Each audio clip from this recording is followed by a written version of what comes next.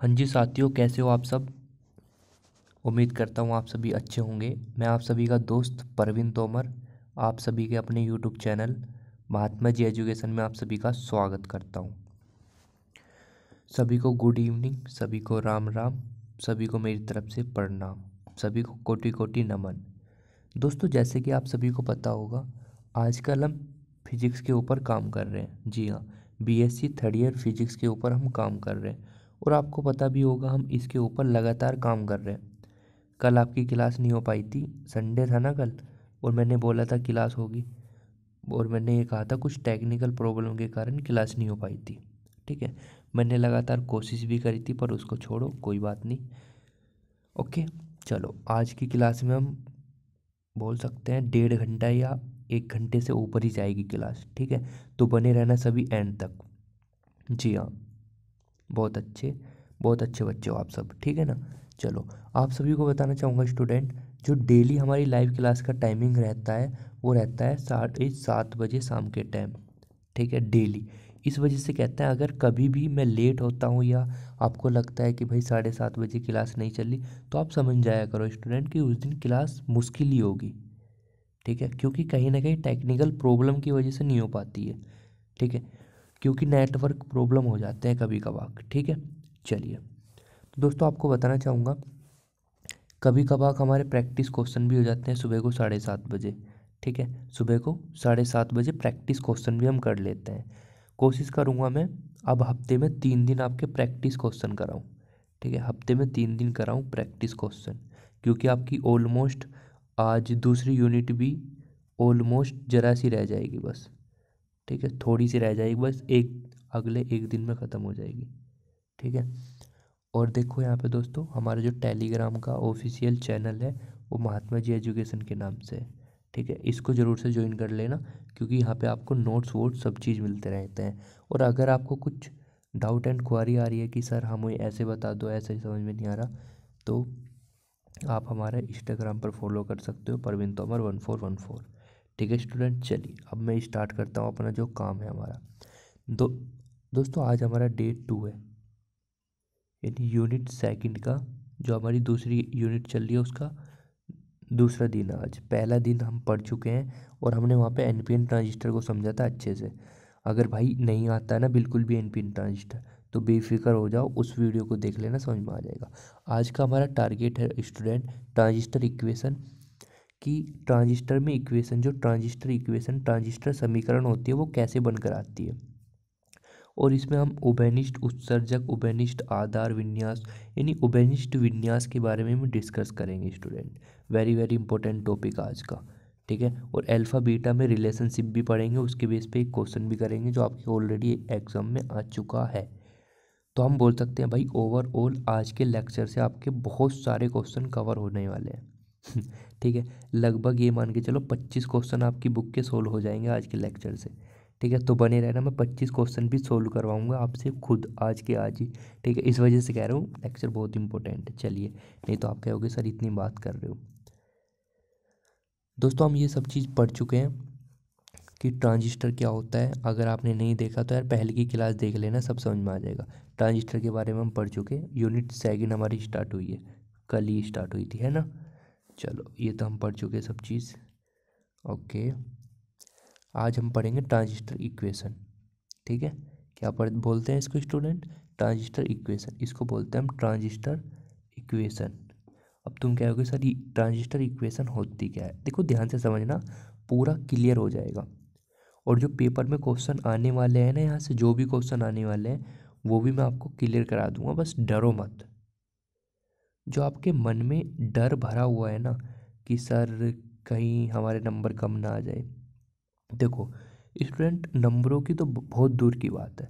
पहला आप चीज़ों को सीखने की कोशिश करो, नंबरों के पीछे मत भागो यार। नंबर का क्या, अगर सपोज करो आपने रट्टा मार के 4-5 नंबर ज़्यादा भी हासिल कर लिए, तो उससे कुछ ज़्यादा फ़ायदा नहीं होने का। 4-5 दिन का शौक होता है नंबरों का। ठीक है, अगर आप इसको सीख भी लेते हो ना कि हाँ यार मज़ा आ रहा है इसको पढ़ने में, सीखने में मज़ा आ रहा है, तो यार नंबर डेफिनेटली आ जाएंगे आपके, है ना। चलो, नहीं तो आप कहोगे सर कैसी कैसी बात कर रहे हो आज। देखो, पहला पॉइंट है सर हमारा एनपीएन के लिए समीकरण, यानी जो हमारा ट्रांजिस्टर समीकरण है वो मैं बता रहा हूँ आपको एनपीएन के लिए। देखो ट्रांजिस्टर समीकरण अगर किसी को रट्टा मारना है तो मान लेना, ये होती है आई ई बराबर आई बी प्लस आई सी, चाहे वो एनपीएन ट्रांजिस्टर के लिए बात करें चाहे वो पीएनपी के लिए बात करें, ट्रांजिस्टर समीकरण बेटा ये रहती है हमेशा। ठीक है, ओके। तो भैया देखो मुझे ये बताओ एनपीएन के लिए बात कर रहे हैं डियर स्टूडेंट हम, एनपीएन के लिए तो आपको पता है एनपीएन के लिए कैसे बनाते हैं, यहाँ पे एन चिपकाओ, यहाँ पे पी चिपकाओ, यहाँ पे एन चिपकाओ और तीनों को आपस में टुक ऐसे मिला दो तो आपका क्या बन जाएगा, एनपीएन बन जाएगा। है या नहीं भाई, वही वाली रामू और राम और श्याम वाली स्टूडेंट जो स्टोरी मैंने सुनाई थी वही है बस, एनपीएन वाला। ओके, हाँ जी, बहुत अच्छे बच्चे हो, समझ जाते हो एक बार में। अब ये बताओ बेटा, आपको पता है अब क्या हुआ पता है, एक वीडियो थी मेरी बहुत पुरानी, लगभग 1 साल हो गया उसको, मैं उस वीडियो में बोल रहा हूँ बेटा समझ में आया नहीं आया, तो कुछ बच्चे होते हैं जो कहते हैं यार तुम बेटा क्यों कह रहे हो हमें, थोड़ा इस वजह से कंट्रोल करना पड़ता है, बेटा भूल जाता है ना कभी कभी मुंह से। चलो कोई नहीं डियर स्टूडेंट, इसको समझना। आपको पता है एन में बहुसंख्यक आवेश वाहक होता है इलेक्ट्रॉन, तो मैंने यहाँ पे इलेक्ट्रॉन बना लिए। पी में आपको पता है P4 पॉजिटिव होता है तो मैंने यहाँ पे क्वार्टर बना लिए। एन में पता है इलेक्ट्रॉन होता है तो मैंने यहाँ पे इलेक्ट्रॉन बना लिए। ठीक है बेटा, बेटा नहीं ठीक है स्टूडेंट्स, ओके। तो देखना, अब मैं आपको पिछले लेक्चर में बता कर आया था स्टूडेंट कि ई का मतलब होता है उत्सर्जक। मैंने आपको बताया था उत्सर्जक हमेशा अग्र अभिनति में प्रयोग किया जाता है। किसमें, उत्सर्जक हमेशा अग्र अभिनति में ही प्रयोग किया जाता है। यानी मैं बोल सकता हूँ अग्र अभिनति का मतलब क्या है, पॉजिटिव। देखो ये पॉजिटिव है ना, पॉजिटिव टर्मिनल पॉजिटिव से जुड़ेगा, निगेटिव देखो एन में निगेटिव है ना, तो निगेटिव निगेटिव से, जब भी तो वो अग्र अभिनति होगा। तुम कहोगे सर हम कैसे मान लें आपकी बात, पर पागल हो क्या, तुम कहोगे कैसे, पर देखो एन, तुम्हें लगेगा ये उत्क्रम है, उत्क्रम नहीं है मेरे भाई, उत्क्रम नहीं है ये। अगर उत्क्रम होता है ना तो यहाँ पे पी होता है, यहाँ पे एन होता, जब भी तो उत्क्रम होता, क्योंकि पॉजिटिव आपका पॉजिटिव से, सॉरी उत्क्रम है, उत्क्रम की बात कर रहा हूँ ना, पॉजिटिव आपका नेगेटिव से जुड़ा होता है, नेगेटिव पॉजिटिव से, उसको बोलते हैं उत्क्रम। अभी तो सही जुड़ा हुआ है ना, देखो निगेटिव निगेटिव पॉजिटिव पॉजिटिव, तो उत्क्रम मतलब अग्र अभिनत है ये।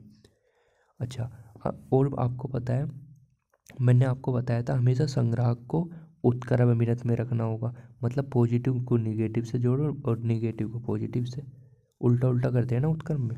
अब ध्यान से सुनना, मैंने डियर स्टूडेंट आपको कल एक बात बताई थी कि अगर इलेक्ट्रॉन इधर की साइड में जा रहे हैं तो धारा इसकी विपरीत दिशा में जाएगी, अगर प्रोटॉन इधर को जा रहे तो धारा भी इधर ही दिशा में ही जाएगी। बोलो यस या नो, बोलो यस या नो, बोलो यस या नो, बताओ बताई थी या नहीं। हाँ भाई समझ में आ रही है बात, बताओ बताई थी या नहीं। हाँ बहुत अच्छे बच्चे हैं, हाँ जी सर बताई थी, बहुत अच्छी बात है। अच्छा अच्छा चलो मैं अब थोड़ा सा आगे बढ़ लेता हूँ डियर स्टूडेंट। देखो अब यहाँ पे मुझे समझाने, ये डायग्राम इस वजह से बनाया मुझे क्योंकि इसकी ज़रूरत नहीं, समझाने के लिए बता रहा हूँ केवल केवल। आपको पता है भैया इलेक्ट्रॉन हमेशा पॉजिटिव की तरफ जाते हैं, क्योंकि आपको पता है ये सपोज करो पॉजिटिव चार्ज है, नेगेटिव चार्ज है, क्योंकि आपको पता है हमेशा पॉजिटिव और नेगेटिव चार्ज आपस में अट्रैक्ट होते हैं, मतलब रिपल नहीं होते, आकर्षित होते हैं। इसका मतलब क्या, यानी सर हमारा यहाँ पे तो बैटरी का नेगेटिव टर्मिनल है, तो इलेक्ट्रॉन पे हम बोल सकते हैं इलेक्ट्रॉन पे पहले से नेगेटिव होता है, तो ये इलेक्ट्रॉन इधर को तो जाने के नहीं। रीजन पता चला क्यों, क्योंकि भैया आपने बताया था यहाँ पे माइनस ऑलरेडी है, यहाँ पे माइनस ऑलरेडी, तो इधर को जाएगा तो भैया रिपल होगा, इस वजह से दूर जाते हैं इससे। अब आपको देखो इधर इधर पॉजिटिव टर्मिनल है और इलेक्ट्रॉन पे नेगेटिव होता है, तो इधर पॉजिटिव टर्मिनल की तरफ चलने लगते हैं इलेक्ट्रॉन, ऐसे ही ये वाले इलेक्ट्रॉन भी पॉजिटिव टर्मिनल की तरफ चलने लगते हैं। ठीक है, अच्छा अब आपको पता है कोटर पे कैसा चार्ज होता है, जो होल होता है उस पर पॉजिटिव चार्ज होता है, तो वो निगेटिव की तरफ भागने की कोशिश करेगा, निगेटिव टर्मिनल ये रहा तो ये इधर की ओर भागने लगेगा। ठीक है, अच्छा ये देखो पूरी स्टोरी में बता चुका है कितनी बार, इस वजह से थोड़ा सा आपको लग रहा होगा सर क्या बता रहे हैं। अच्छा ठीक है, आ रही है बात। अच्छा, जो इससे धारा निकलती है ना, जो इलेक्ट्रॉनों के कारण यहाँ पे धारा निकलती है, इसको बोलते हैं आई ई, इस वाली धारा को बोलते हैं आई बी, और इस वाली धारा को बोलते हैं आई सी। ठीक है भाई, ये बताओ यार, जिसको ये नहीं पता वो पिटेगा बहुत। अब ये बताओ, अब सपोज करो ये कोई रोड है, और यहाँ पे एक खोखे वाला है जो मतलब चाय वाय बनाता है खोखे पे बैठ के, उसका नाम है सपोज करो कुछ भी रामू मान लो, रामू उसका नाम है खोखे वाला जो चाय बनाता है। तो कहीं ना कहीं ये इस जहाँ पे ये रोड जा रही है ना, तो नु कहेंगे यार जहाँ पे रामू का खोखा है ना, वहाँ से जो रोड जा रही है ना इधर को चले जाना, तो आपको वो रास्ता मिल जाएगा। अगर कोई किसी से कोई पूछेगा कि जैसे कोई रास्ते में अनजान आदमी आ रहा है गाड़ी में, वो पूछेगा वहाँ के लोकल इंसान से कि ऐसे ऐसे भाई साहब हमें वहाँ पे जाना है, ये कहीं बाहर मतलब जो इस जगह से जा रहा हो, तो वो कहेगा एक काम करना, रामू का खोखा पड़ेगा चाय वाले का, वो इधर को निकल के इधर। तो रामू का खोखा मतलब जैसे यहाँ पे मैंने क्या कहा था, यहाँ पे आपका आई बी होता है, बी होता है, तो यहाँ से कितनी धारा निकलेगी आई बी, जैसे ई था तो यहाँ से कितनी धारा निकलेगी आई ई, जैसे सी था तो यहाँ से आई सी, ऐसी तो होता है बस। अब तुम कहोगे सर हर हर जगह रामू को क्यों बढ़ा दो तुम। भाई उसका मन करता है बीच में कूदने का। अब देखो, आपको मैं कई बार बता चुका भैया, ऊपर चलो फिर दोबारा, गुफा में लेके जाना पड़ता है तुम लोगों को। देखो मैंने आपको बताया था, सपोज करो यहाँ पे 15 एम्पियर की धारा आ रही है इस वाले पॉइंट पे। हाँ भैया, इसको मान लो कोई पॉइंट है। हाँ, और यहाँ से धारा जा रही है 12 एम्पियर की। हाँ भैया बिल्कुल समझ में आ रही है, बिल्कुल भैया समझ में आ रही है। तो मैं पूछना ये चाह रहा हूँ, इस वाले टर्मिनल से धारा कितनी जाएगी बताओ। अभी सभी के आंसर आने चाहिए मेरे पास, बताओ आंसर कितना होगा।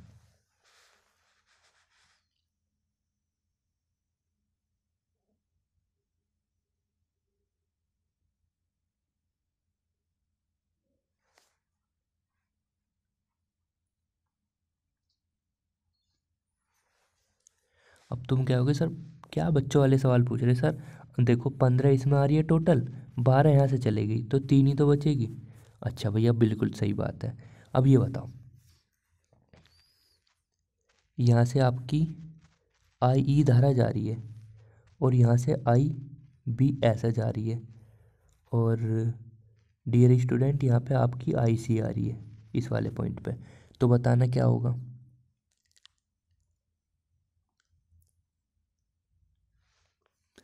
सर आप तो हमारी समझ में ना आ रहा, कैसे कैसे कर दिया तुमने, मैं पागल हो क्या। देखो ध्यान रखना, जो आपने किरचॉफ का नियम पढ़ा था पहले वाला, उसमें क्या था कि संधि से दूर जाने वाली धारा, देखो संधि से दूर जा रही है ना, अच्छा मतलब आई ई, संधि पर आने वाली, ये वाली संधि पर आ रही है ये वाली, उन दोनों का योग हमेशा बराबर होता है।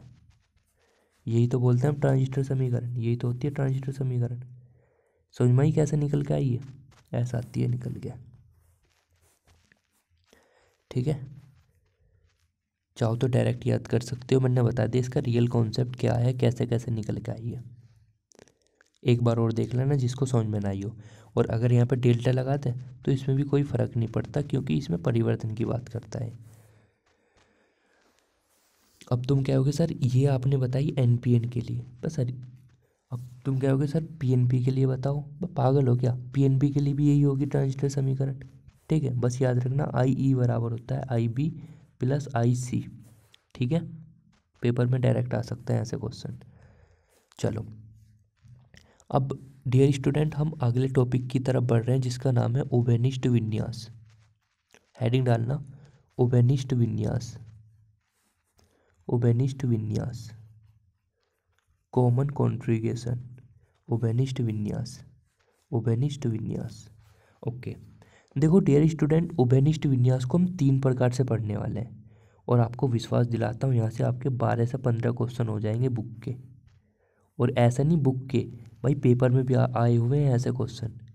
जब मॉक टेस्ट लगाऊंगा ना यूनिट यूनिट सेकंड का आपका, जब पता चलेगा कि कैसा पेपर का लेवल होता है, ठीक है ना। ओके, इसको पढ़ने वाले हैं डियर स्टूडेंट हम 3 प्रकार से। कैसे भैया? भाई देखो, हमने अभी तीन तीन प्रकार से क्यों पढ़ेंगे भैया, ये तो पूछो। हाँ भैया बताओ। 3 प्रकार होते हैं हमारा, एक आधार, एक संग्राहक, एक उत्सर्जक। यानी देखो, पहले मैं लूँगा कॉमन बेस कॉन्फ़िगरेशन, फिर मैं लूँगा कॉमन इमीटर कॉन्फ़िगरेशन, तीसरे में लूँगा कॉमन कलेक्टर कॉन्फ़िगरेशन। ये होते हैं मेरे 3 प्रकार के। पर आपके सिलेबस में केवल केवल केवल तीनों का ही वैसे जिक्र है हल्का सा, पर इन दोनों को ज़्यादा फोकस करना है आपको, इन दोनों पे, ठीक है। पर अगर मैं एक समझा दूंगा तो दोनों आपको समझ में आ जाएंगे ऑटोमेटिक। चलिए सर, समझाओ अब।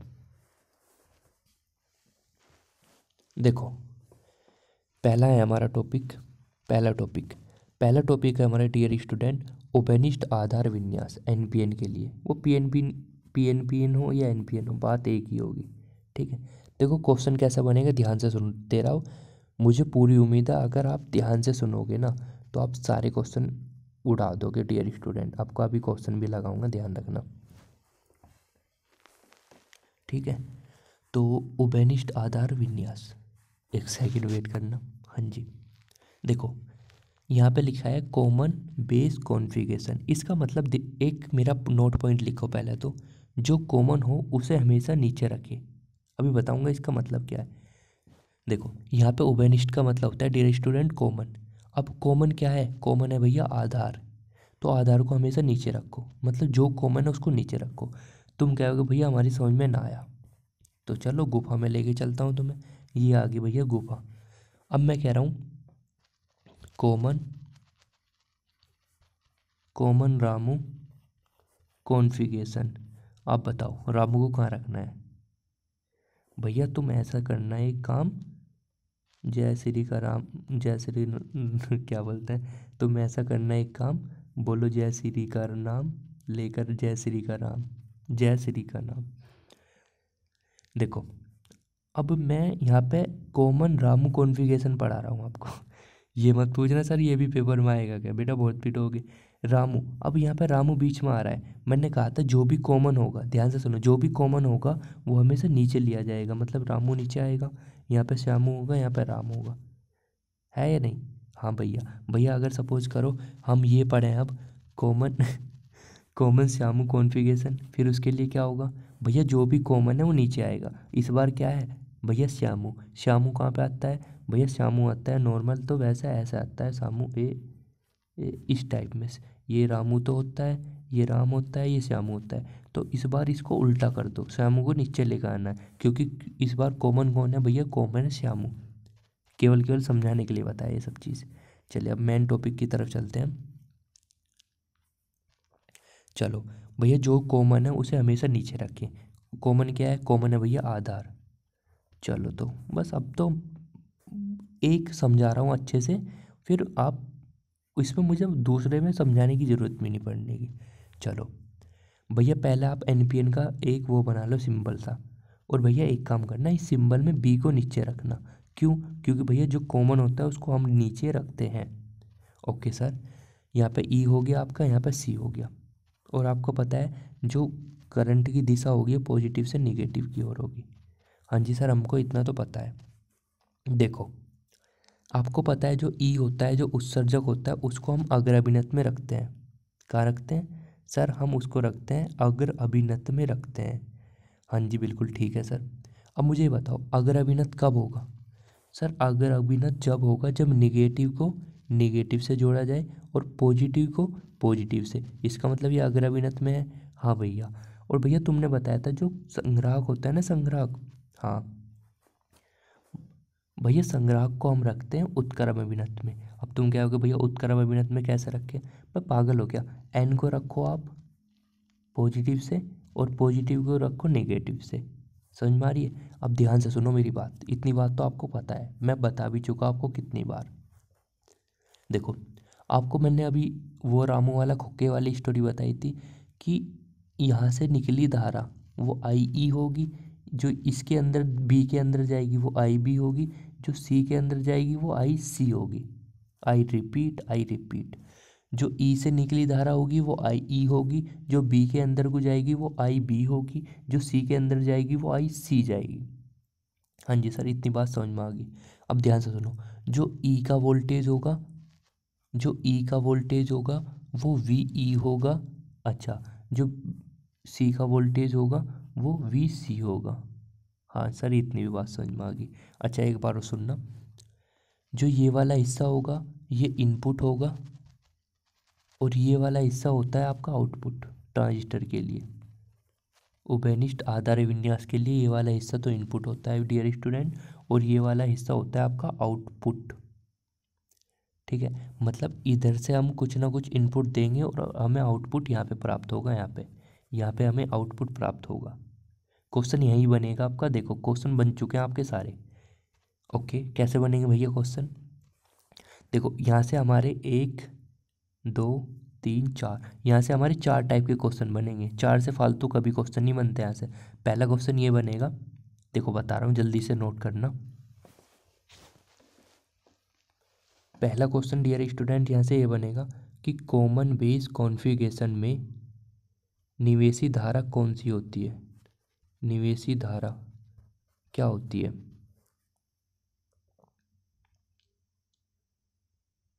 भैया निवेशी धारा के बारे में पूछ रहा। भैया आपने अभी अभी बताया ये वाला हिस्सा होता है हमारा इनपुट, ये वाला हिस्सा होता है हमारा आउटपुट। मतलब इसमें धारा तो यही है ना, जो इस वाले पॉइंट के कारण धारा निकली आई ई, मतलब इसका आंसर हो जाएगा आई ई। निवेशी धारा होगी भैया इतनी। हाँ भैया, पहला क्वेश्चन तो हमारी समझ में आ गया। दूसरा क्वेश्चन बनेगा बेटा यहाँ से कि उभयनिष्ठ आधार विन्यास में निर्गत धारा कितनी होती है? भैया आपने अभी बताया ये आपका इनपुट होता है, ये आपका आउटपुट होता है, तो आउटपुट मतलब आईसी तो होती है, यानी आईसी हो जाएगा आपका आंसर। अब तुम क्या कहोगे भैया इतने आसान क्वेश्चन है बुक में? भाई दिखाऊंगा भी 12 से 15 क्वेश्चन, अभी ध्यान से मेरी बात सुनते रहो। हाँ भैया सुन रहे हैं। अच्छा, तीसरा क्वेश्चन ये बनेगा, तीसरा क्वेश्चन ये बनेगा यहाँ से कि उभयनिष्ठ आधार, देखो ध्यान पे मेरे वर्ड पे ध्यान दो। उभयनिष्ठ आधार विन्यास में निवेशी वोल्टेज मतलब input input input voltage, input voltage क्या होता है? इनपुट वोल्टेज क्या होता है भैया? तुमने बताया था ये वाला पार्ट हमारा इनपुट, ये पार्ट हमारा आउटपुट, यानी इनपुट वोल्टेज की बात कर रहा, तो भैया वोल्टेज तो ये रहा वी बी ई, हम लिख सकते हैं वी बी ई हमारा इनपुट वोल्टेज होगा। समझ में आ रही है बात?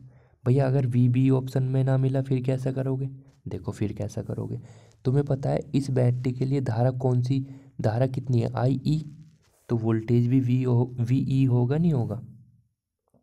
हम्म, हाँ भैया ठीक है ठीक है ठीक है, वोल्टेज वी ई होगा ना, क्योंकि देखो यहाँ पे ई आ रहा है ना। देखो इनपुट का काम तो यही कर रहा है ना यहाँ से निकालने का, ई ऐसे आउटपुट का काम क्या कर रहा है? सी कर रहा है, सी आउटपुट में, तो यहाँ पे आउटपुट वोल्टेज कितना होगा? वी सी होगा। जैसे यहाँ पे ई था ना स्टार्टिंग में इनपुट में, आउटपुट में कितना है? सी। तो इस हिसाब से आपके बुक में क्वेश्चन दे रखे हैं। अगर वैसे पेपर में आएगा तो यहाँ से भी आ सकता है, यहाँ से भी आ सकता है, या डायरेक्ट भी पूछ सकता है वो। इनपुट वोल्टेज ये भी ठीक है, इनपुट वोल्टेज ये भी ठीक है, आउटपुट वोल्टेज ये भी ठीक है, आउटपुट वोल्टेज ये भी ठीक है। समझ में आ रही है बात? हाँ भैया आ तो गई थोड़ी थोड़ी, अभी देखो पूरी आ जाएगी, टेंशन मत लेना। क्वेश्चन यही बनेंगे 4 टाइप की। ओपेनिस्ट आधार विन्यास में पूछेगा निवेशी धारा कितनी होती है? भैया होती है आई ई। अभी ध्यान से सुनते रहो, जो मैं बोल रहा हूँ उसको बस ध्यान से सुनते रहो, ठीक है? समझ में आ जाएगा पूरा, इस बात की मैं गारंटी लेता हूँ, वारंटी नहीं गारंटी लेता हूँ। ओके भैया, अब देखो इसका मैं एक शॉर्ट फंडा भी बताऊंगा कि भैया डायग्राम बनाने की भी जरूरत ना, ऐसी 5 सेकंड में आंसर लगा दोगे अपने क्वेश्चन का, ठीक है? देखो निर्गत धारा आईसी होती है, निवेशी वोल्टेज मैंने आपको बता दिया क्या होता है। चलो भैया समझ में आ गया भैया इतना तो हमारे। चलो अगला टाइप हमारा कॉमन इमीटर कॉन्फ़िगरेशन। भैया तुमने अभी बताया था कि जो भी कॉमन होगा, जो भी कॉमन होगा उसको नीचे बनाना है। ओके भैया हम बना लेंगे, कोई दिक्कत वाली बात नहीं है। ओके भैया हम बना लेंगे, कोई दिक्कत वाली बात नहीं है। ओके बात नहीं है तो चलो करो तो फिर। देखो बेटा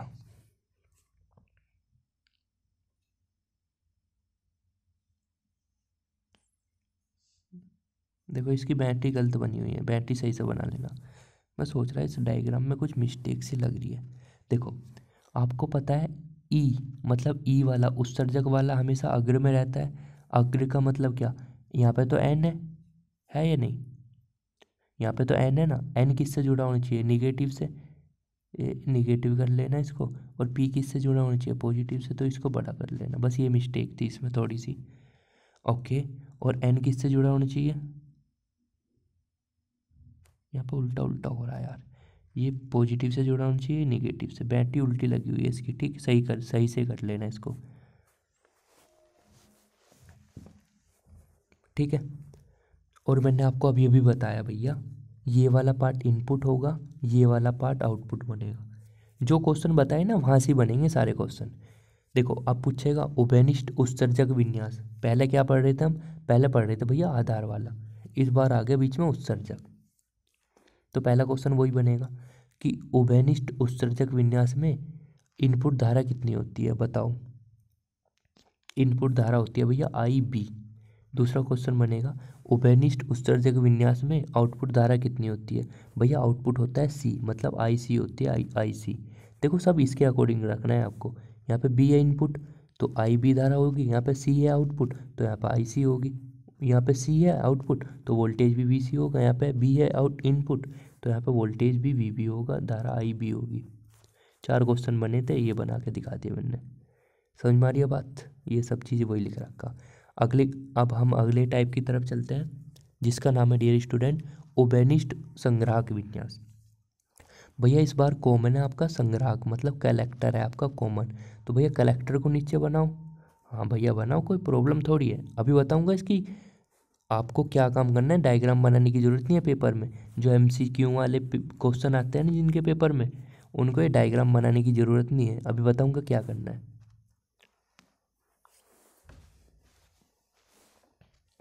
ठीक है। बस आपको पता है संग्राहक कॉमन है तो संग्राहक को नीचे बना दो। और आपको पता है यहाँ पे P है, एक सेकंड, हाँ NPN, ठीक है। यहाँ पे N है तो आपको पता है ये वाली चीज़ हमेशा अग्रभिनत होगी, ये उत्क्रमभिनत ही होगी, क्योंकि देखो ई मीटर वहाँ पे आ रहा है ना, ये तो आपका अग्रमी रहता है ना ई वाला, तो बस हो गया काम। देखो आपको पता है ये वाला पार्ट आपका इनपुट, ये वाला पार्ट आउटपुट, तो इनपुट धारा कितनी होगी भैया, यहाँ पे बी आ रहा तो आई बी हो जाएगी इनपुट धारा। भैया यहाँ पे ई आ रहा है ना आउटपुट में, तो आउटपुट करंट कितना होगा भैया, पागल हो, आई ई ना हो जाएगा इस बार। हाँ भैया ओके, समझ में आ गया। अच्छा ये आपको पता है ये वाला पार्ट इनपुट है तो वोल्टेज कितना होगा, वोल्टेज होगा है भैया वी बी, क्योंकि स्टार्टिंग में बी आ रहा है ना, अगर वैसे आ रहा है तो ये लो बी और सी को मिला दो आपस में, बैटरी बना दो, ऐसे यहाँ पे आ जाएगा, ठीक है। ये हमारी PPT ख़त्म हो चुकी है, अगली PPT की तरफ बढ़ते हैं हम अब। चलो पहले क्वेश्चन प्रैक्टिस कर लेते हैं हम, 1 2 3, चलो एकदम क्वेश्चन खुल के आगे, तुम्हारा नसीब अच्छा है ना वैसे। ओके चलो भैया, मुझे कुछ नहीं सुनना, अब क्वेश्चन का जल्दी जल्दी जवाब चाहिए। अरे हाँ भैया तुम तो वो बता रहे थे ना इसकी शॉर्ट ट्रिक। ओके चलो पहले मैं एक क्वेश्चन कर रहा हूँ इस वाले को, उभयनिष्ठ उत्सर्जक विन्यास में निवेशी वोल्टेज है, ध्यान से सुनो मेरी बात, सारे क्वेश्चन तुम पेल दोगे मुझे यकीन है। पहले मैं एक क्वेश्चन करा रहा हूँ उसको ध्यान से सुनो, क्योंकि जो हम अभी तक तरीका पढ़ते हुए आए हैं ना उसको हमको अप्लाई नहीं करना, वो केवल आपको, जिससे आपको कॉन्सेप्ट और इमेजिनेशन आपकी अच्छी हो जाए, इस वजह से आपको समझाना पड़ा वो वाला फैक्टर, ठीक है। अब तुम कहोगे भैया इसको कैसा करें, बस देखो इस बार कॉमन क्या है, उभयनिष्ठ का मतलब होता है डियर स्टूडेंट कॉमन, कॉमन क्या है भैया उत्सर्जक, उत्सर्जक क्या होता है भैया ई, तो ई को बनाओ नीचे, बी को बनाओ यहाँ पे और सी को बनाओ यहाँ पे। अब तुम क्या होगा भैया सी यहाँ पे भी तो बन सकता है, बी यहाँ पे भी बना दो। पर देखो बेस आपको पता है वो छोटा होता है, कलेक्टर बड़ा होता है, इस वजह से आपको पता है उसकी स्ट्रक्चर इस वजह से बनवानी पड़ी मुझे वहाँ पे, ठीक है ना। ओके समझ में आ रही है बात, ध्यान रखना बेस हमेशा यहीं पे होता है मोस्टली, अगर कॉमन ना हो ना बेस, अगर सपोज करो आपका ई कॉमन है या सी कॉमन है तो बेस तो यहीं पे रहेगा, अगर बेस कॉमन है तो बेस नीचे आ जाएगा, वरना बेस आपका यहीं रहता है, आपका इमीटर और कलेक्टर चेंज होते रहते हैं बार बार। ठीक है ना। ओके, समझ में आ गया होगा कैसे कर रहे हैं। देखो, ये आपको बताया था मैंने, ये वाला पार्ट इनपुट है और ये वाला पार्ट आउटपुट है। तो बस आपका पहला क्वेश्चन हो चुका है। बताओ क्या पूछ रहा है। निवेशी वोल्टेज, भैया निवेशी वोल्टेज होगा, बी आ रहा है ना इनपुट में, तो वी बी वोल्टेज होगा इनपुट। और धारा पूछता तो भैया आई बी होता, और अगर आउटपुट करंट पूछता तो भैया आई सी होता, आउटपुट वोल्टेज पूछता तो वी सी होता। भैया कुछ पल्ले से ना पड़ा, पिटोगे बहुत तुम। देखो, मैं दूसरा हम दूसरा पॉइंट यहाँ पे क्लियर करवा रहा हूँ। अगर मैं कह रहा हूँ कॉमन बेस कॉन्फ़िगरेशन, अब कॉमन क्या है, कॉमन है भैया बेस। तो मैंने कहा जो भी कॉमन है उसको नीचे लिखो, भैया लिख लिया बेस कॉमन है। अच्छा भैया तुमने बताया था यहाँ पे ई होगा और यहाँ पे कलेक्टर होगा, क्योंकि कलेक्टर बड़ा होता है ना, इस वजह से इसको हम आखिरी में लिखते हैं। ठीक है भैया, ऐसा ऐसा कर दो, ये इनपुट ये आउटपुट, यानी ये वाला ये तो स्टार्टिंग से यहीं से ही तो हो रही है। मतलब इनपुट क्या होगी, इनपुट धारा आई ई, इनपुट वोल्टेज वी ई, और यहाँ पर आउटपुट क्या है सी, यानी इनपुट धारा आई सी, इनपुट वोल्ट वो सॉरी इनपुट नहीं आउटपुट, आउटपुट धारा आई सी, आउटपुट वोल्टेज वी सी, ख़त्म बस काम। ये करना था बस हमें। चलो मुझे जल्दी जल्दी आंसर दो सभी, कॉपी पे प्रैक्टिस करना, कभी ऐसी फेल रहो। चलो भाई अगले क्वेश्चन का 56 का आंसर क्या होगा।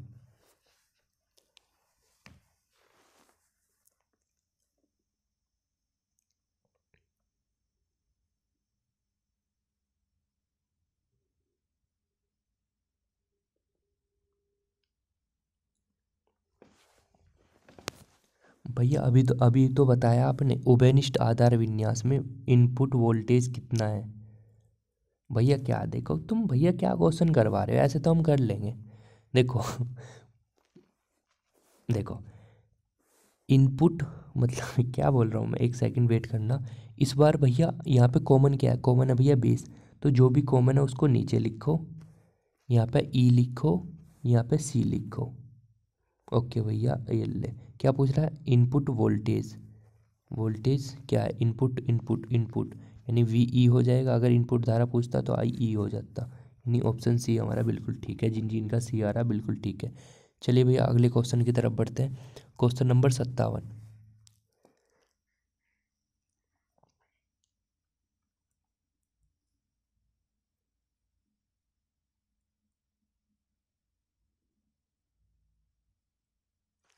जल्दी जल्दी बताओ भैया, ओबेनिस्ट उत्सर्जक विन्यास में निवेशी धारा होती है।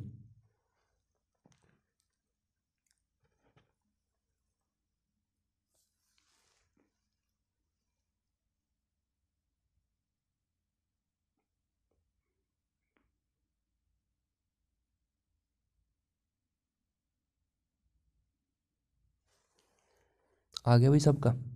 भैया अभी अभी तो आपने बताया है, क्या बताया कि भैया इस बार कॉमन है उत्सर्जक, यानी उत्सर्जक मतलब ई कॉमन है, बी यहाँ पे आएगा और सी तो यहीं पे है।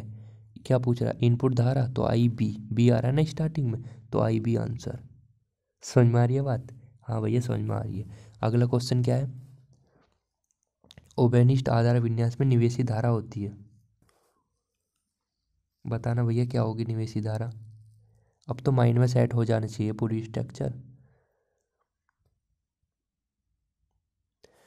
फिर रिपीट कर रहा हूँ भैया, एक बार फिर रिपीट कर रहा हूँ, क्वेश्चन आप कॉपी में करो। ठीक है, इससे क्या फ़ायदा मिलेगा आपको, स्ट्रक्चर आपके माइंड में सेट हो जाएगी। बताओ अगले का आंसर क्या होगा, कौन सा क्वेश्चन था, 58वां। बताना भैया। देखो बी आंसर होगा सभी का, एक बार फिर बता रहा हूँ क्यों होगा। भैया इस बार आधार क्या है, मतलब कॉमन क्या है, कॉमन है भैया आधार, बेस, एक सेकंड थोड़ा बड़ा लिखूँ, बेस, एमीटर, कलेक्टर। इनपुट क्या है भैया, इनपुट ई, यानी आई ई इनपुट होगा नहीं होगा बस। ये लो, अगर वोल्टेज पूछ, निवेशी वोल्टेज पूछता तो वी ई बोलते हैं। चलो अगला क्वेश्चन है 59वां क्वेश्चन, उभयनिष्ठ उत्सर्जक विन्यास में निर्गत धारा होती है। बताओ।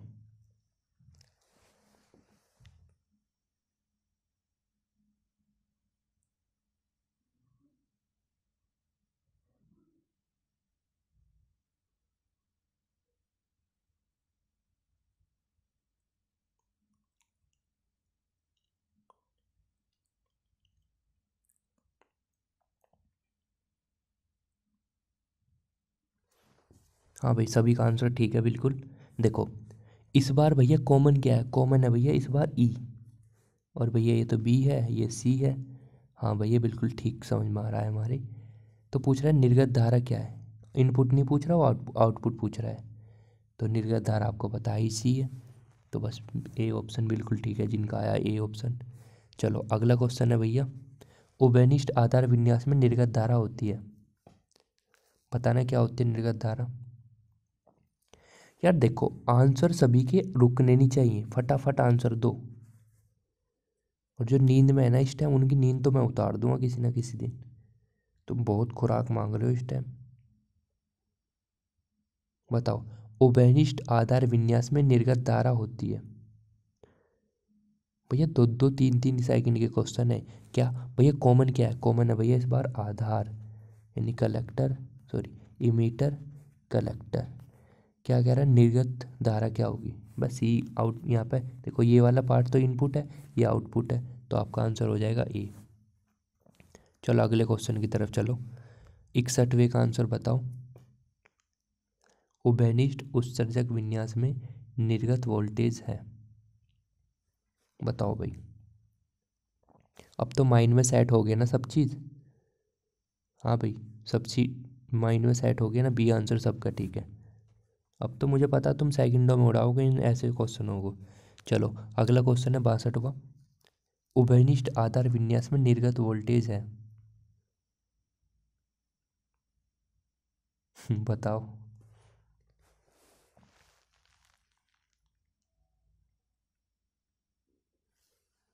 बताओ भाई, उभयनिष्ठ आधार विन्यास में। चलो भैया ऑप्शन सी सभी का ठीक है।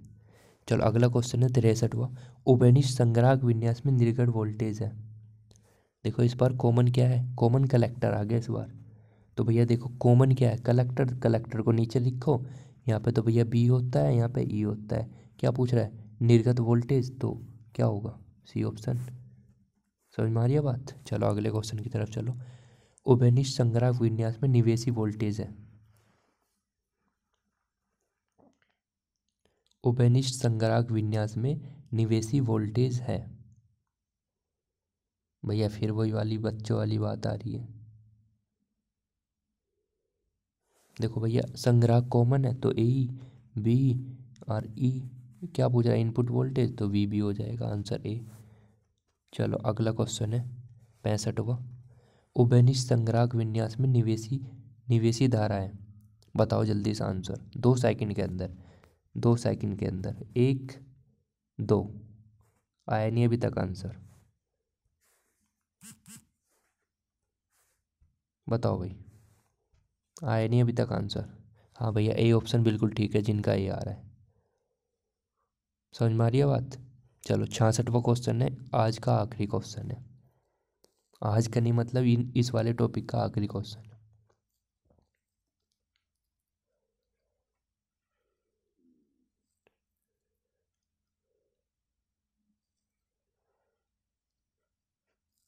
चलो भैया सी ऑप्शन बिल्कुल ठीक है। चलो अब मैं नेक्स्ट पीपीटी की तरफ चलते हैं, जो हमारा टॉपिक मेन टॉपिक है आज का। ओके।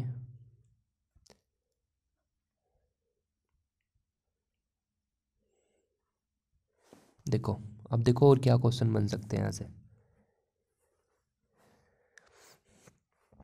देखो भैया सबसे पहले ये समझना है आपको, लाभ क्या होता है। लाभ, लाभ होता है भैया गेन। गेन क्या हुआ, देखो अगर सपोज करो मैं किसी को इनपुट में कुछ कम दे रहा हूँ और आउटपुट में कोई मुझे कुछ ज़्यादा दे रहा है, उसको बोलते हैं हम लाभ। अब तुम क्या कहोगे भैया कैसे। सपोज करो मैं, मेरे पास रामू है। अब रामू को मैंने क्या काम करा, 50 रुपये देता हूँ मैं डेली के, और ये मुझे क्या काम करता है 100 डेली के ला कर देता है। तो बताओ मुझे लाभ हो रहा है नहीं हो रहा है। हाँ भैया हो रहा है। इसको ही तो बोलते हैं लाभ। अच्छा अगर मैं बोलना चाहूँ लाभ क्या होता है, लाभ होता है भैया आउटपुट जो मुझे मिल रहा है वो, और जो मैं दे रहा हूँ वो, उन दोनों का रेशियो आपका लाभ होता है, जिसको हम बोलते हैं गेन। ठीक है। अच्छा भैया, हमारी बात समझ में आ गई भैया, आउटपुट अपॉन इनपुट होता है लाभ। ओके। अच्छा, अगर मैं आपसे पूछता हूँ धारा लाभ, धारा लाभ क्या होगा? तो भैया तुमने लाभ तो बताया आउटपुट अपॉन इनपुट, अब यहाँ पे धारा यानी इनपुट धारा यानी आउटपुट धारा, एक सेकंड, इसका हो जाएगा output, output current upon input current. इन दोनों का रेशियो क्या कहलाता है? करंट गेन कहलाता है। हाँ भैया, बिल्कुल बात समझ में आ गई। अच्छा, अगर मैं आपसे बोल लूँ वोल्टेज लाभ, वोल्टेज लाभ क्या होता है? बताना भैया, वोल्टेज लाभ क्या होता है? तुम क्या होगे भैया? आउटपुट वोल्टेज, हाँ भैया, इनपुट वोल्टेज का रेशियो वोल्टेज लाभ कहलाता है। हाँ भैया, अगर मैं आपसे पूछ रहा हूँ कि भैया ये बताओ शक्ति लाभ क्या होती है? शक्ति लाभ क्या होती है? तुम क्या होगे भैया? Output power upon input power, दोनों का रेशियो शक्ति लाभ कहलाता है। समझ में आ रही है बात? हाँ भैया, समझ में तो आ रही है। अब देखो क्वेश्चन क्या बनेगा आपके एग्जाम में। देखो क्वेश्चन ऐसा बनेगा कि उभयनिष्ठ आधार विन्यास, अभी जो हमने पढ़ा है कॉमन बेस कॉन्फ़िगरेशन के लिए उभयनिष्ठ, मतलब देखो क्वेश्चन ऐसा बनेगा उभयनिष्ठ आधार विन्यास के लिए उभयनिष्ठ धारा लाभ कितना होता है? धारा लाभ कितना होता है? अब तुम क्या कहो भैया, तो फंसाने वाली बात आ गई, है या नहीं? है या नहीं? फंसाने वाली बात है या नहीं? हाँ भैया, तो फंसाने वाली बात आ गई। इसको कैसे करें? बहुत पिटोगे तुम। देखो अभी अभी हम पढ़ कर आए हैं, एक सेकंड, अभी हम पढ़ कर आए हैं कॉमन बेस कॉन्फ़िगरेशन। भैया जो भी कॉमन है उसको नीचे लिखो, बेस कॉमन है तो बेस को यहाँ पे लिखा, ई को यहाँ पे लिखा, सी को यहाँ पे लिखा। मुझे पता है भैया इसमें इनपुट धारा होती है आई ई। हाँ भैया, ये हो गया आपकी इनपुट। भैया हमें पता है इसमें आउटपुट होती है आई सी। अच्छा, और दोनों का रेशियो क्या कहलाता है? यानी आई सी अपॉन आई ई। ये तो होता है आपका क्या, बोलो क्या होता है भैया? ये होता है एल्फा। एल्फा क्या होता है भैया? एल्फा होता है भैया आई सी अपॉन आई ई। अच्छा भैया, इसको हम बोलते हैं वोल्टेज, वो सॉरी, धारा लाभ, धारा लाभ। समझ में आ रही है बात? देखो यहाँ से दो क्वेश्चन बनते हैं कि बताइए अल्फ़ा क्या होता है? अल्फ़ा होता है भैया धारा लाभ। अच्छा, दूसरा क्वेश्चन ये बनेगा कि अल्फ़ा किसके अंदर होता है? उभयनिष्ठ आधार विन्यास में होता है, उभयनिष्ठ उत्सर्जक विन्यास में होता है, या उभयनिष्ठ संग्राहक विन्यास में होता है? तो तुम कहोगे भैया अल्फ़ा होता है उभयनिष्ठ आधार विन्यास में। समझ में आ रही है बात? भैया बिल्कुल समझ में आ गई हमारी, बिल्कुल एकदम। तो बस ऐसे ही क्वेश्चन करने हैं आपको फटाफट, लपेट लपेट के। अब तुम क्या होगा, यहाँ पे सी बी क्या लिखा हुआ है? बस सी बी है यहाँ पे कॉमन बेस, यहाँ पे सी बी क्या है? Common base. अगर वोल्टेज लाभ पूछ रहा हूँ मैं उभयनिष्ठ आधार विन्यास में, तुम कहोगे भैया क्या पूछ रहे हो तुम, बच्चों वाले सवाल। इनपुट आउटपुट वोल्टेज, देखो आउटपुट वोल्टेज क्या होगा? वी सी, इनपुट वोल्टेज क्या होगा? वी ई, दोनों का रेशियो क्या होगा? आपका वोल्टेज लाभ। और देखो एक फैक्ट और बताता हूँ आपको, आपने पढ़ा नहीं होगा कभी, वैसे वैसे पढ़ा भी होगा, ऐसी बात नहीं है। अल्फ़ा का मान जो होता है ना, जो अल्फ़ा होता है ये 0.95 से लेकर 0.99 के बीच में होता है, ठीक है? इसका मान जो होता है इतना होता है। अब तुम क्या कहोगे भैया शक्ति लाभ क्या होता है? मैं पागल हो क्या? Output power upon input power. Output power भैया कैसा है? पी बराबर वी आई होता है, नहीं होता है? और वी आई यानी आउटपुट वोल्टेज और इनपुट, वो sorry, output voltage output current, input voltage input current, दोनों का रेशियो ये होता है। ठीक है ना? ठीक है। ऐसे भैया हमारा ये होता है दूसरे वाला, उभयनिष्ठ उत्सर्जक विन्यास, वोल्टेज लाभ। अभी नहीं बताया, वही तो है सेम। उत्सर्जक मतलब कॉमन, इस बार क्या कॉमन है भैया? इस बार उत्सर्जक। तो इसको यहाँ पे लिखो ई को, इसको बी को यहाँ पे लिखो, सी को यहाँ पे लिखो। इनपुट ये हो गया, आउटपुट ये हो गया। बताओ कोई प्रॉब्लम? पहला पूछ रहा है धारा लाभ क्या होता है। धारा लाभ क्या भैया? आउटपुट, जो आउटपुट धारा कितनी है? आई सी। इनपुट धारा कितनी है? आई बी।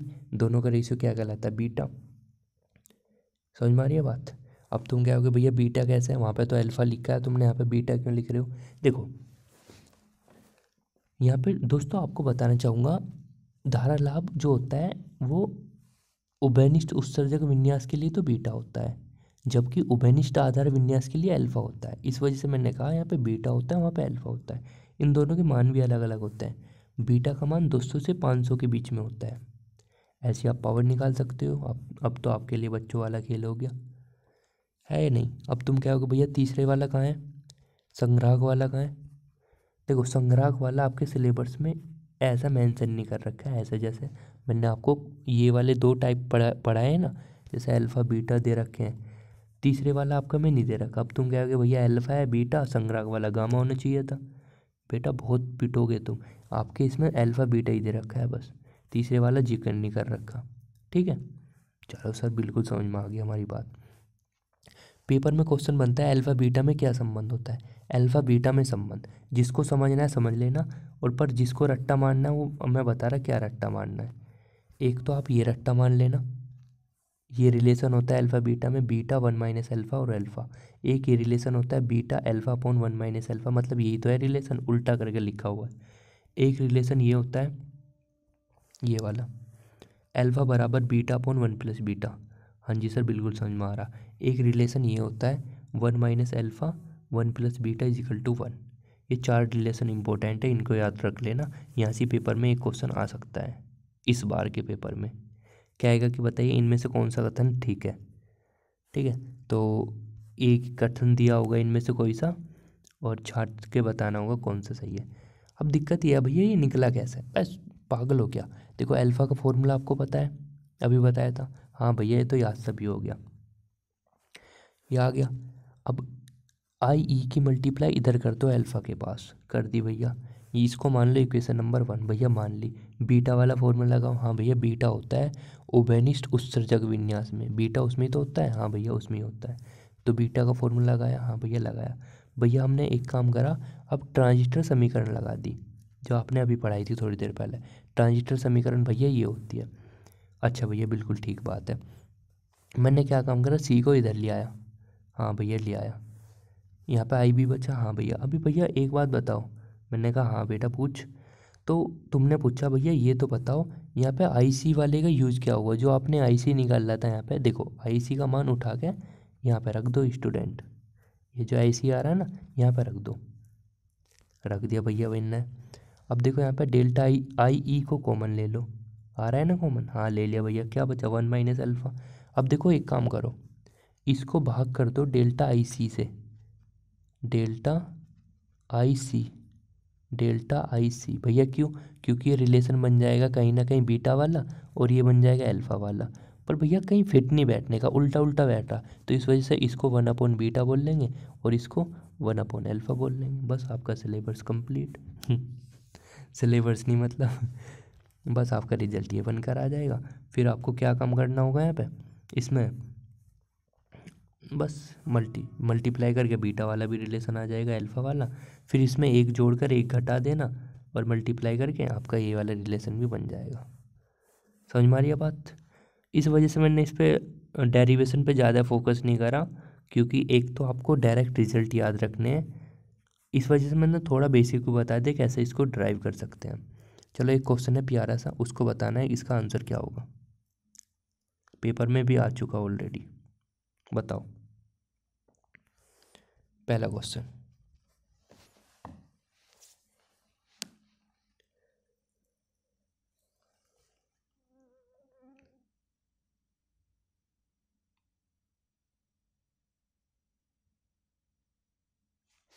मुझे पता है थोड़ा सा टाइम दे रहा हूँ, 1 मिनट का समय है आपके पास। मुझे पता है सोल्व करना पड़ेगा इसको, पर पेपर में आ चुका है डायरेक्ट क्वेश्चन, ठीक है ना।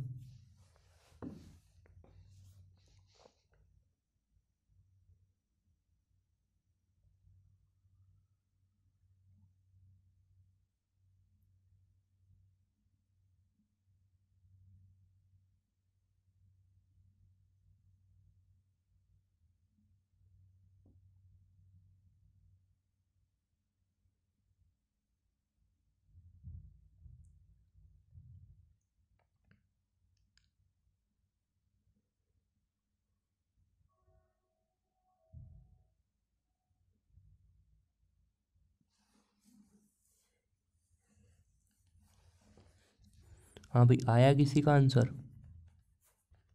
यस या नो?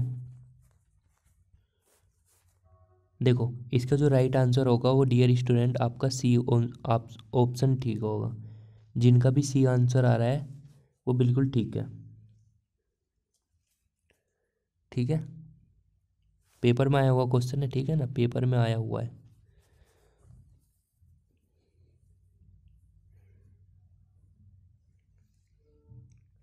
अब तुम कहोगे सर कैसे? देखो, हमें भैया अल्फा का मान दे रखा, हाँ भैया दे रखा है। आई बी का मान दे रखा, हाँ भैया दे रखा।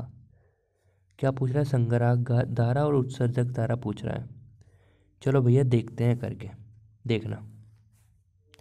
हमको पता है अल्फा बराबर इतना होता है, हाँ भैया अल्फा का मान दे रखा है क्वेश्चन में, हाँ भैया दे रखा है। यहाँ से मैं इसकी मल्टीप्लाई इधर कर सकता हूँ, आई सी का मान निकल के आ गया, हाँ भैया आ तो गया। अच्छा, ट्रांजिस्टर इक्वेशन लगा सकता हूँ, आई ई बराबर आई बी प्लस आई सी, है या नहीं? हाँ भैया, आई ई का मान हमको नहीं पता भैया, आई बी का मान दे रखा क्वेश्चन में 10, यहाँ पर रख लिया। भैया आई सी का मान यहाँ से निकल रहा था, ये रहा, इसको उठा के भैया यहीं पे पुट कर दिया हमने। भैया आई ई दोनों को एक साइड कर लो, हाँ भैया कर लिया। अब भैया ये इससे ऐसा हो जाएगा और यहाँ पर आई ई का मान निकल के आ जाएगा इतना, 500 माइक्रो एम्पियर। बस आपको क्या काम करना, आई का मान उठा के यहाँ रख देना, यहाँ पे दोनों आंसर ठीक आ जाएंगे। ठीक है, चलो अब मैं कुछ डेफिनेशन बता रहा हूँ जो डायरेक्ट ही क्वेश्चन दे रखे हैं आपकी बुक में, और दे भी रखा है थ्योरी पोर्शन में ये वाला पोर्शन। ठीक है, बस थोड़ा सा फॉर्मूले बता रहा हूँ, वैसे इतनी इम्पोर्टेंट नहीं है, पर एक बार देख लेना, ठीक है ना। जब मैं बता रहा हूँ तो देख लेना, क्योंकि मैं ये नहीं चाहता आपका कुछ भी छूटे। उत्सर्जक दक्षता, उत्सर्जक दक्षता क्या होती है? देखो, उत्सर्जक दक्षता तो हम बीटा गामा से डिनोट करते हैं, गामा। इसका फॉर्मूला रियल फॉर्मूला होता है उत्सर्जक संधि के पार धारा और कुल उत्सर्जक धारा। मतलब जो संधि के पार जाती है ना उत्सर्जक धारा, एक तो वो, और जो कुल उत्सर्जक धारा होता है उनका अनुपात हमेशा उत्सर्जक दक्षता के बराबर होता है। और एक बात बताऊं, ईटा का मान एक के निकट, अगर एक के निकट है ना, क्या बोल रहा हूँ, अल्फा बीटा गामा, गामा ए, अगर गामा का मान एक के निकट है ना, तो उसको अच्छा ट्रांजिस्टर के लिए हम उपयोग करेंगे, ठीक है ना। अगला है परिवहन गुणांक। परिवहन गुणांक, देखो, आप बताना चाहूँगा भैया, केवल केवल मैं फॉर्मूले बता रहा हूँ, कभी न कभी भैया ये कैसा हो गया, ठीक है।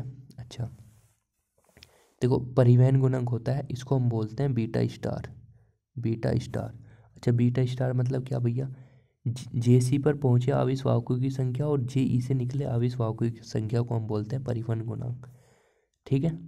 हाँ भैया, चलो अगला है संग्राहक दक्षता, यानी इसको बोलते हैं अल्फा, सॉरी डेल्टा बोलते हैं, डेल्टा बराबर सुल, एक सेकंड, डेल्टा बराबर होता है कुल संग्राहक धारा अपॉन जेसी पर आपतित धारा।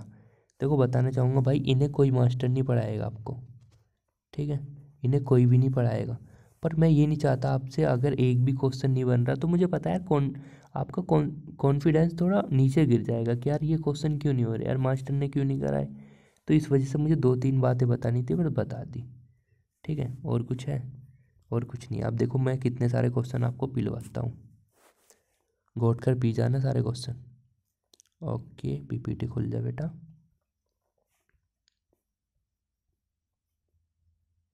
स्टार्टिंग में ही दे रखे हैं, ठीक है ना।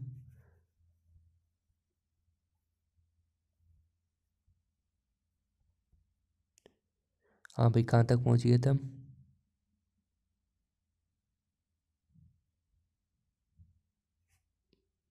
चलो यहाँ से बताओ, 14 नंबर का क्वेश्चन, धारा लाभ अल्फा होता है। ये पूछना चाह रहा है अल्फा किस में होता है, उभयनिष्ठ आधार विन्यास में होता है, उभयनिष्ठ संग्राहक विन्यास में होता है, या उभयनिष्ठ उत्सर्जक विन्यास में होता है।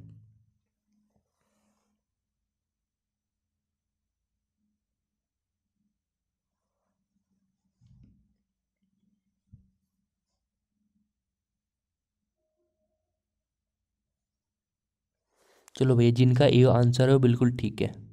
दूसरा क्वेश्चन है, धारा लाभ बीटा होता है, किस में होता है?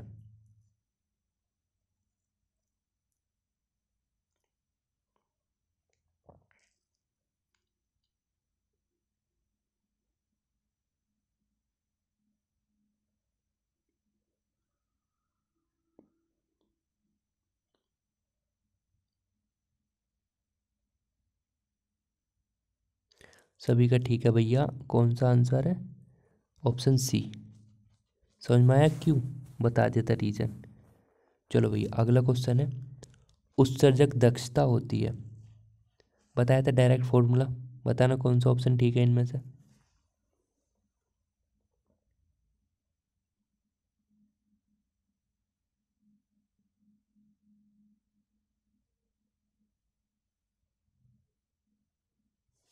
चलो बहुत सुंदर, ए ऑप्शन ठीक है भैया इसका।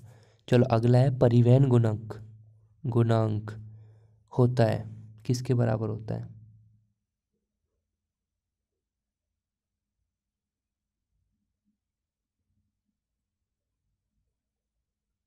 बताओ।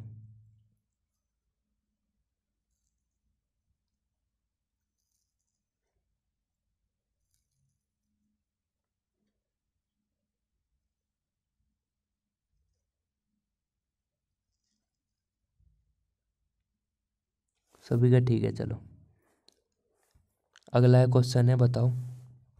बस मैं मुद्दे की तरफ जा रहा हूँ, जो मुझे मुद्दा बताना है। चलो इसका बताओ। बता दो यार, सभी डेफिनेशन बताइए, उसके अकॉर्डिंग होगा।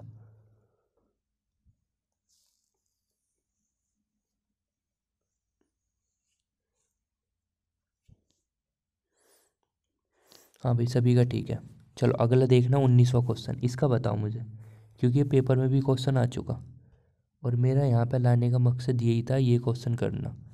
चलो ये पेपर में भी आ चुका, ध्यान रखना। ये कह रहा है ट्रांजिस्टर प्राचल अल्फा और बीटा में संबंध होता है, बताना कौन सा संबंध सही है। बताओ कौन सा संबंध होता है इसमें, अल्फा बीटा में।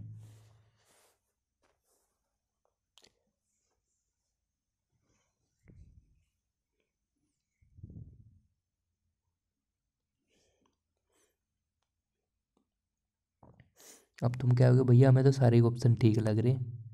बेटा बहुत पिटोगे तुम, ध्यान रखना। पहले वाला रिलेशन ना बताया था, बताओ कौन सा है इनमें से।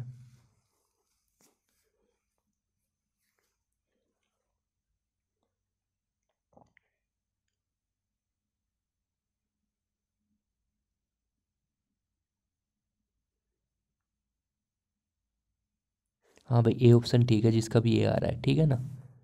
चलो अगला क्वेश्चन है, बताना इसका आंसर। इस वाले क्वेश्चन का आंसर बताओ जल्दी से। लो जूम कर लेता हूँ तुम्हारी सेवा के लिए। लो भैया ये लो, अब बताओ।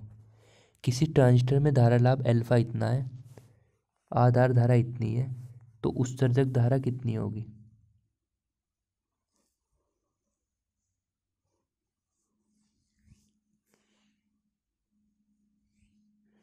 बताओ। 490 आंसर होगा या 500 होगा?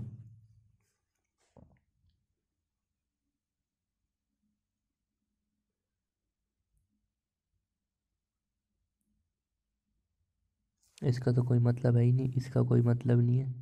अभी तो करा है क्वेश्चन, बेटा बहुत पिटोगे तुम। अभी तो पागल हो गया, अभी क्वेश्चन नहीं करा ये सेम। पर मैंने उस क्वेश्चन में दो चीज पूछी थी, संग्राहक धारा उत्सर्जक धारा। उत्सर्जक धारा ये बता दो कितनी आई थी।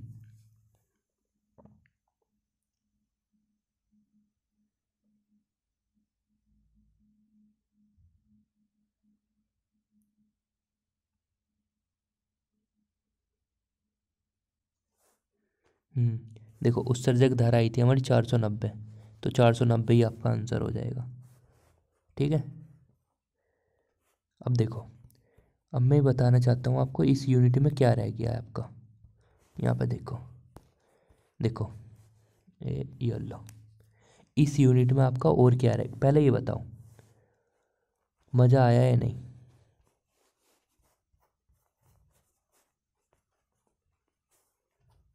चलो जल्दी जल्दी बताओ, कमेंट पढ़ रहा हूँ मैं आप सभी के।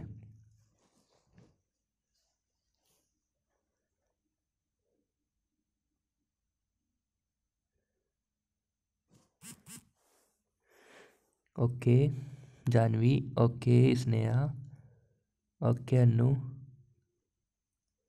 ओके अच्छी बात है। मज़ा आया सभी को, है ना।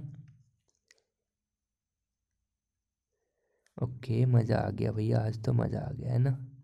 ऐसे ही बनाते हैं जब खुश होते हैं। हाँ भैया मज़ा आ गया, मतलब यल्ला भैया मज़ा आ गया आज तो। चलो अब मैं ये बताना चाहता हूँ कि इस वाली यूनिट में आपका क्या रह गया।